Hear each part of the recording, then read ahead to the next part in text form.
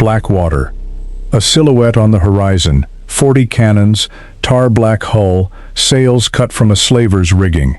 No ship in pirate history has ever looked more like a ghost story. Hollywood gave it a name, the Black Pearl. Cursed, unsinkable.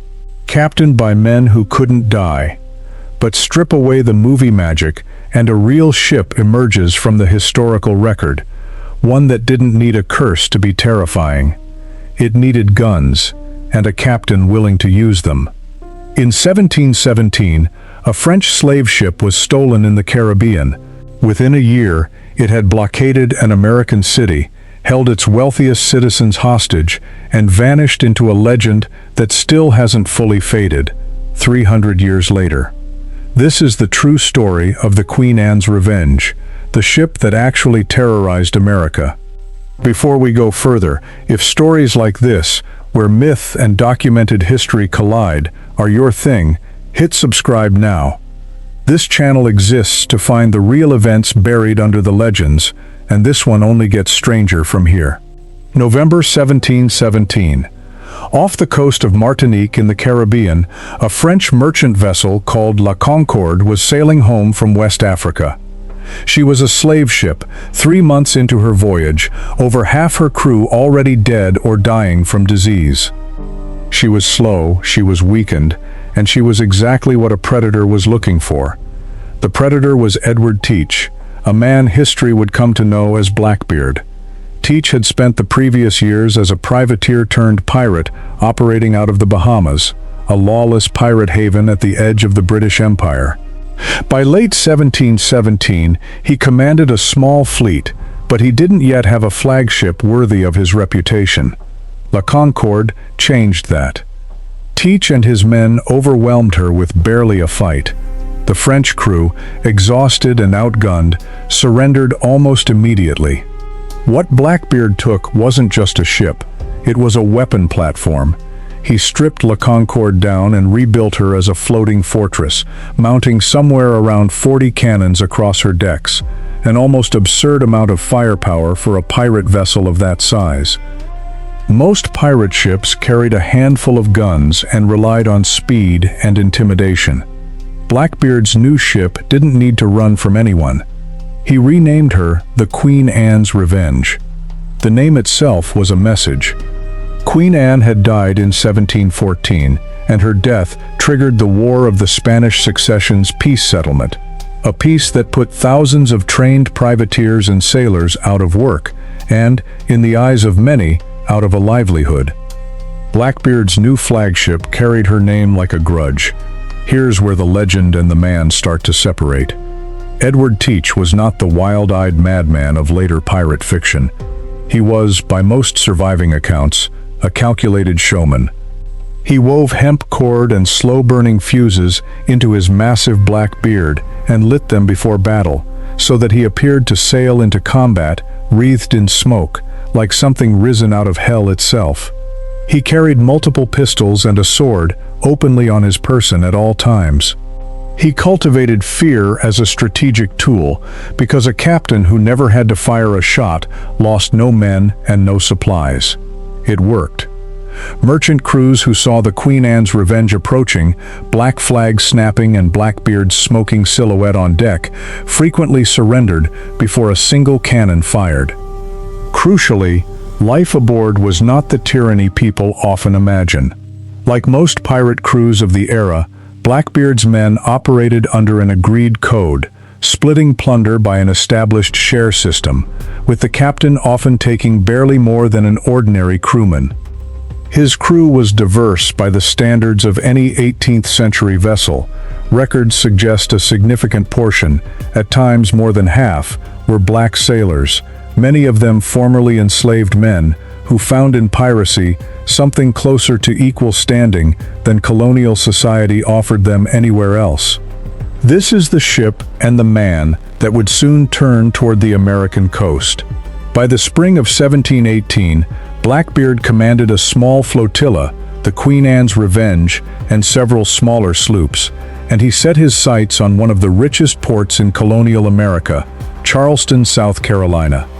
In May 1718, He did something almost no pirate in American history had dared.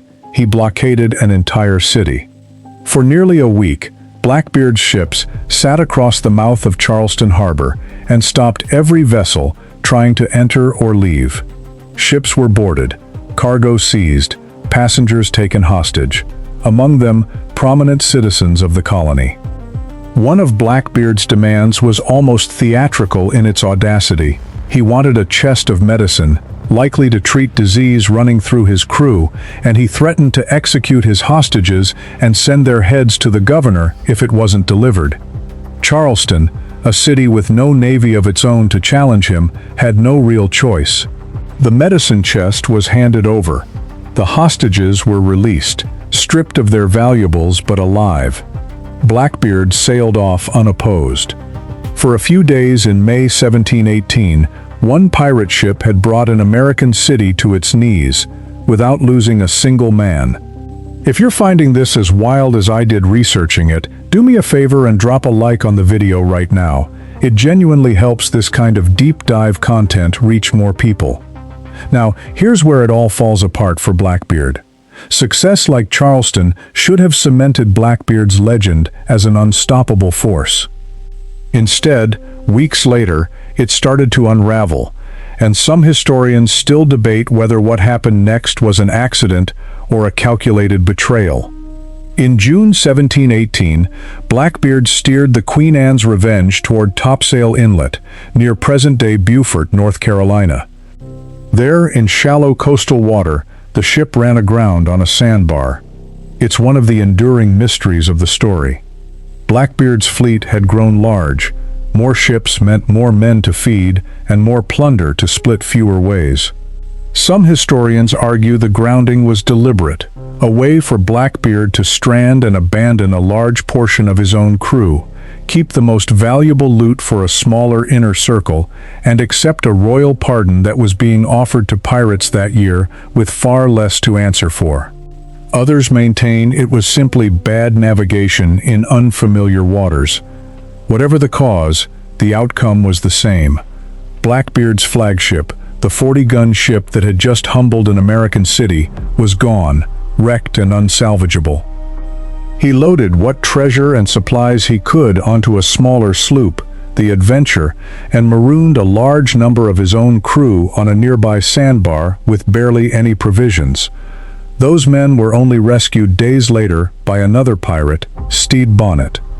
Blackbeard, with a much smaller and more loyal crew, accepted the king's pardon shortly after.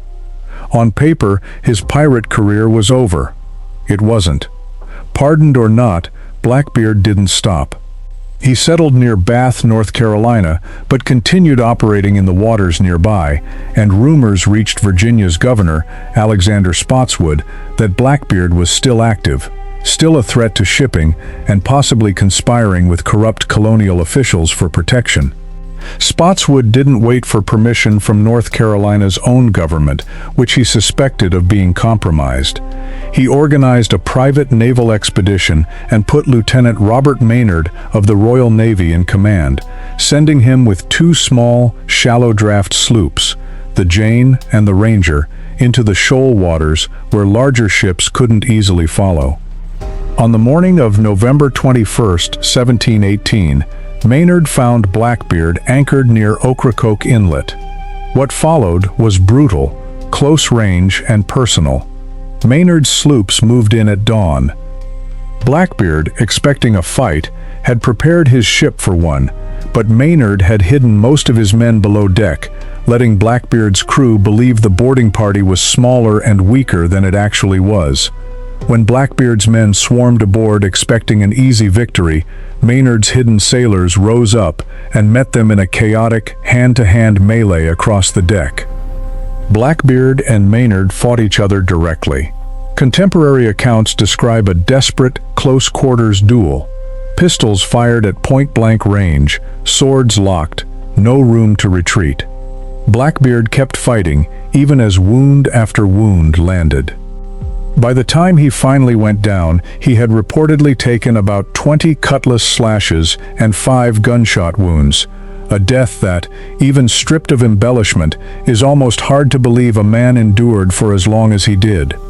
Maynard had Blackbeard's head severed and hung from the bowsprit of his sloop, grim proof, for Spotswood and for every port up and down the coast, that the most feared pirate in America was finally dead. The Queen Anne's Revenge sat lost beneath the water off Beaufort for nearly 300 years. In 1996, a private salvage company discovered a wreck matching the ship's last known location. For over a decade, North Carolina's own maritime archaeologists were cautious, publicly describing the site only as believed to be Blackbeard's flagship, while they carefully recovered cannons, anchors, and thousands of artifacts from the seabed. It wasn't until 2011, after years of painstaking archaeological work and a mounting body of physical evidence, that officials were finally willing to state it outright: this was the Queen Anne's Revenge. The excavation continues to this day, piece by piece pulling a real, physical 18th century pirate flagship out of the sand it had been buried in since the year Blackbeard walked away from it. So, was the Black Pearl real? Not literally. No captain ever sailed a ship called the Black Pearl through a curse or an enchanted horizon. But the DNA of that fictional ship is unmistakably drawn from real history. A black-hulled, heavily armed pirate flagship, captained by a man who used terror as a weapon and vanished into legend off the American coast. The Queen Anne's Revenge is not a loose inspiration. It's close enough to be the ship's real-world ancestor in almost every detail that matters. What's remarkable is that the true version needs no embellishment. A stolen slave ship turned into a 40-gun floating fortress. A city held hostage without a shot fired. A wreck that may have been an accident or a betrayal. And an ending so violent that the fiction, for once, actually undersold the history. If you want more real history behind the legends Hollywood built its biggest franchises on, subscribe and turn on notifications. This is exactly the kind of story this channel is built around, and there are more coming. And if there's a myth you've always wondered about the true story behind, drop it in the comments. I read every one, and it might just be the next video.